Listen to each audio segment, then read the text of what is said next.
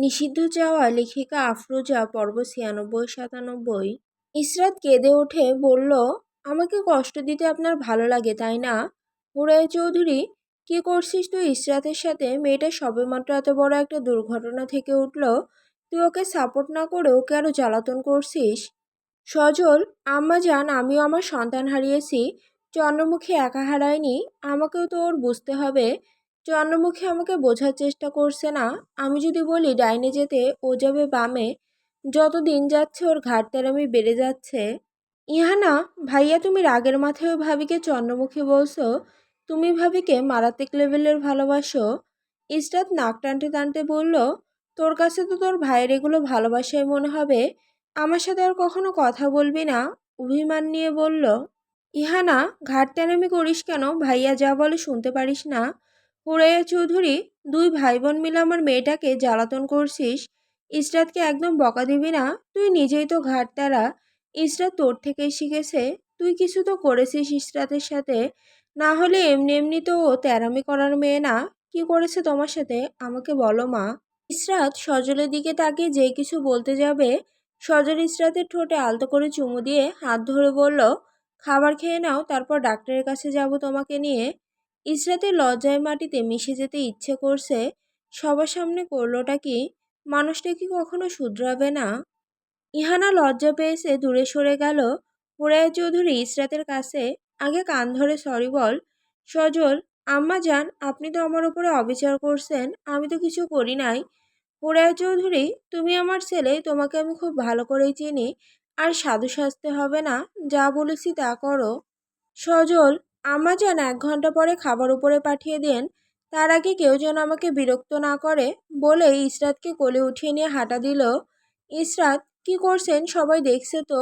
আল্লাহ, কি লজ্জা, ছাড়ুন। হুরাইয়া চৌধুরী, আমার মেয়ের ভালো মতো রাগ ভাঙাস, কোনো কিছুতে আবার ত্রুটি করিস না। কান ধরে মাপ চাবি বলে দিলাম। কামসিয়া রাগে কটমট করছে। বেহায়া পোলাপান, বইয়ের প্রতি ভালোবাসা উতলায় উতলায় পড়ে, বড়দের সম্মান করে না। মায়াটা নিশ্চিত সজলকে তাবিজ করছে। সজল তো এত বেহায়া ছিল না। ছেলেটা দেশে আসতে পারলো না, তার আগে হাত করে নিয়েছে। এমন হবে আগে জানলে যুক্তরাষ্ট্রে থাকতে মরিয়মের সাথে সজলের বিয়ে দিয়ে দিতাম। ভাবি কেমন ছেলেকে বয়ে রাগ ভাঙাতে শিখিয়ে দিচ্ছে, বেহায়ার কারখানা। মরিয়ম সজলের আর ইসরাতের ভালোবাসার মুহূর্ত দেখে সহ্য করতে পারছে না। ইসরাতের জায়গায় আমার থাকার কথা ছিল। কি আছে এই মেয়ের মাঝে? পিচ্চি একটা মেয়ে সজলকে কেমন হাত করে রেখেছে। কাউসার, এই ইমতিয়াজ ভাই, আপনি তো সব জানতেন, আমাকে বলেন তো কেমনে কি? ইমতিয়াজ, জানতাম। কাউসার, আমার কিন্তু ইসরাতকে মেলা ভালো লাগছে। ইমতিয়াজ তীক্ষ্ণ দৃষ্টি দিয়ে গাম্ভীর্যতা নিয়ে বলল, ভাবি বলে সম্বোধন করবে? কখনো যদি এই কথা সজল ভাইয়া শোনে, জাহান্নামের স্বাদ গ্রহণ করিয়ে ছাড়বে। আমাকে বলেছিস ভালো কথা, অন্য কাউকে বলতে যাস না। ভাবি, সজল ভাইয়ের জীবন। তোর বিয়ে ঠিক ইহানার সাথে, ইহানার দিকে মনোযোগ দে। কাউসার, ইহানা সুন্দর আছে, কিন্তু ওকে আমার মনে ধরে না। ইমতিয়াজ, তোর চোখের সমস্যা, তোর চরিত্রের সমস্যা। তোর এসব সমস্যা কবে থেকে শুরু হলো? চরিত্র আগে ভালো কর, তা না হলে ইহানার সাথে তোর বিয়ে দেব না। কাউসার, আমি বিয়েই করব না। ইমতিয়াজ কাউসারের কথায় বেশ খুশি হলো, আর চোখে ইহানার দিকে তাকালো। ইহানা এত সময় ধরে ইমতিয়াজকে দেখতেছিল, চোখাচোখি হয়। ইহানা তাড়াতাড়ি চোখ সরিয়ে ফেলল। ইমতিয়াজ বাঁকা হাসি দিয়ে বলল, পাগলি মেয়ে। কামসিয়া, ভাবি মরিয়মের বিয়েটা দিয়ে দিলে কেমন হয়? হুরাইয়া চৌধুরী, এ তো ভালো কথা, ছেলে পছন্দ করা আছে নাকি? কামসিয়া, মরিয়ম কারোর সাথে সম্পর্ক করে না। আমি অনেকবার জিজ্ঞেস করেছি, ভাইজানকে বলে দেখিও ভালো ছেলে আছে কি না। মরিয়ম, দরকার হলে তুমি বিয়ে করো মা, আমি কোনো বিয়ে টিয়ে করবো না। ঝামটা মেরে রুমে চলে গেল। সজল ইসরাতকে বেলকনিতে নিয়ে গিয়ে দোলনায় বসিয়ে দিয়ে নিজেও পাশে বসে এক হাত দিয়ে ইসরাতকে জড়িয়ে নিল। ইসরাত, আপনার কোনো লজ্জা শরম নেই? সজল, কি যে বলো না চন্দ্রমুখী, আমার রক্তে শিরায় শিরায় লজ্জা শরম দিয়ে ভরা। ইসরাত, ফাজলামি করছেন আপনি আমার সাথে?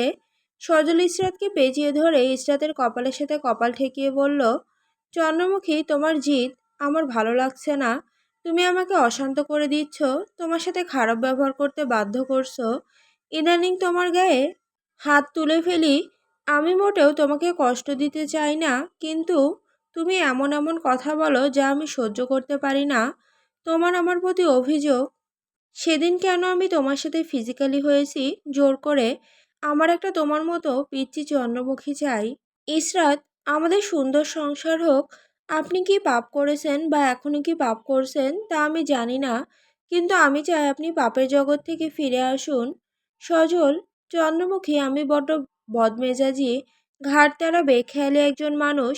আমি জীবনে অনেক পাপ করেছি, এই হাত দিয়ে অনেকের গলা কেটেছি, কত মায়ের সন্তানকে মেরে ফেলেছি, তার কোনো হিসাব নেই। আমার জীবনের অতীত এবং বর্তমান সব ভয়ঙ্কর। আমি কখনোই পাপের জগৎ থেকে ফিরে আসতে পারবো না। এই জগৎ থেকে বললেই ফিরে আসা যায় না। আমি যদি এই জগৎ থেকে সরে আসি, এই ছোট্ট জীবনে যত শত্রুতা অর্জন করেছি তারা আমাকে বাঁচতে দিবে না।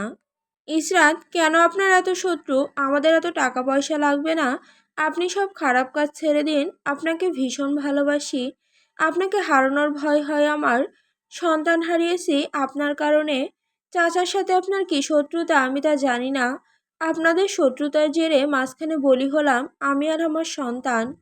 সজল, আমি জানতাম তুমি একসময় আমার বিপক্ষে দাঁড়াবে, আমাকে হাজারো প্রশ্ন করবে, আমার উপরে তোমার অভিযোগ থাকবে। কখন যে তোমার আমার প্রতি ভালোবাসা ঘৃণায় পরিণত হবে তা তুমি নিজেও জানবে না। কিন্তু তুমি যে এত তাড়াতাড়ি প্রতিবাদী হয়ে উঠবে সেটা ভাবিনি। ইসরাত, আপনার উপর আমার সবথেকে বড় অভিযোগ কি জানেন? সজল, জানি তো। ইসরাত, কি বলুন তো? সজল, আমি কখনো তোমার কোনো প্রশ্নের উত্তর দেই না, তোমার প্রশ্নকে আমি এড়িয়ে চলি। ইসরাত, জেনে শুনে কেন এমন করেন? সজল, তোমার প্রশ্নকে এবং তোমাকে যে আমি ভয় পাই। তুমি এখন আর সেই ছোট্ট ইসরাত নেই, একজনের বউ, সন্তানহারা মা, বাস্তবতার সম্মুখীন হয়েছে বহুবার। তোমার ছোট জীবনে বাস্তবতা অনেকবার হানা দিয়েছে তোমার ওপরে। তুমি একজন প্রতিবাদী নারী হয়ে উঠেছ। এখন আর আমার ধমককে ভয় পাও না। নয় ছয় বুঝিয়ে দিলেই তো তুমি আর বিশ্বাস করবে না। আর আমি তোমার সাথে মিথ্যা কথা বলতে চাই না, তাই সব সময় তোমার প্রশ্নকে এড়িয়ে চলি। ইসরাত, সারা জীবন কি এড়িয়ে চলবেন আমাকে? সজল, তুমি আমার অর্ধাঙ্গিনী, আমার জীবনের সব কিছু জানার অধিকার আছে তোমার। যখন সঠিক সময় হবে তোমাকে সব কিছু জানানোর, সেদিন আমি নিজেই বলবো। ইসরাত, আমি আজকেই সব কিছু জানতে চাই। সজল, অন্ধকার জগৎ নিয়ে এত আগ্রহ দেখাচ্ছ কেন? ইসরাত, আমি জানি কেমন হয়ে গিয়েছি, নিজেকে নিজে চিনতে পারছি না।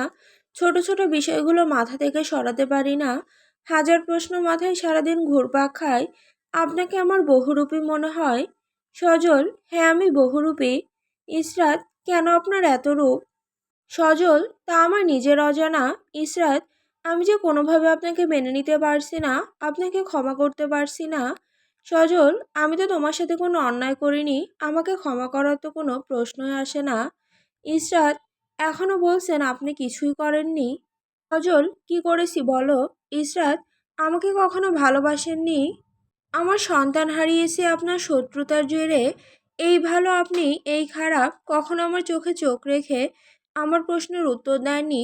এখনো বলবেন আপনি আমার সাথে কিছু করেননি? সজল, তোমার মন ভালো করার জন্য তোমাকে নিয়ে এসেছিলাম। দেখো চন্দ্রমুখী, তুমি পরিবেশটাকে বিষাদময় করে তুলেছ। ইসরাত জোরে শ্বাস নিয়ে সজলের কাঁধে মাথা রেখে বলল, আমার কথাগুলোকে আপনার বিষাদময় মনে হচ্ছে? দেখুন, ভালোবেসে আমি পাগল হয়ে গিয়েছি, হয়তো খুব তাড়াতাড়ি মারাও যেতে পারি। আমার মৃত্যুর আগে শেষ ইচ্ছে কি আপনি জানেন? সজলের মরার কথা শুনে রক্ত মাথায় উঠে গেছে, চোখ দুটো রক্তবর্ণ ধারণ করছে, হাত মুষ্টিবদ্ধ করে নিজের রাগকে কন্ট্রোল করে বলল, কি ইচ্ছে তোমার চন্দ্রমুখী? ইসরাত, আপনাকে পাপের জগৎ থেকে ফিরিয়ে আনা, আর আপনি আমাকে ভালোবাসুন। সজল, পাপের জগৎ থেকে ফিরে আসা কখনোই সম্ভব না। ইসরাত সজলের গলা জড়িয়ে ধরে বলল, আপনাকে যে কোনো এক রাস্তা বেছে নিতে হবে, হয়তো পাপ নয়তো আমি। বিয়ের পর প্রথমবারের মতন ইসরাত নিজের ইচ্ছায় সজলের গলা জড়িয়ে ধরেছে। এত কাছাকাছি এসেছে, সজলের বুক ধড়ফড় করছে, ঠোঁট দুটো কেঁপে কেঁপে উঠছে, পুরো শরীর শিরশির করে উঠল। সজল ইসরাতের সঙ্গ পেয়েছে বহুবার, যা করেছে সজল ইসরাতের সাথে জোর করেই করেছিল, কিন্তু কখনো এমন অনুভূতি হয়নি। সজলের কপাল থেকে বিন্দু বিন্দু ঘাম পড়ছে। নারীর ভালোবাসার কাছে পুরুষের কঠিনতা হেরে যায়। প্রথমবারের মতো সজলের কণ্ঠ কাঁপছে, নিজেকে শক্ত করে বলল, আমি তোমাদের দুজনকে কবুল করে নিয়েছি। ইসরাত সজলের গালের সাথে গাল মিশিয়ে বলল, দুজনকে কবুল করে নিয়েছেন মানে আপনার পাপ আমার সতীন নাকি? সজল অট্টহাসি দিয়ে বলল, পাপ আমার বড় বউ, তুমি আমার ছোট বউ। ইসরাত সজলের গলা চেপে ধরল। সজল ইসরাতের কোমর পেঁচিয়ে ধরে বলল, আমাকে মেরে ফেলতে চাচ্ছ? তোমার হাতের মৃত্যুকে আমি খুশি খুশি গ্রহণ করে নিব। ইসরাত, আপনি শুধু আমার, আমার মানে একান্তই আমার। পাপ, অন্য নারী, অন্য কিছুই আপনার আশেপাশে থাকতে পারবে না। আমি ব্যতীত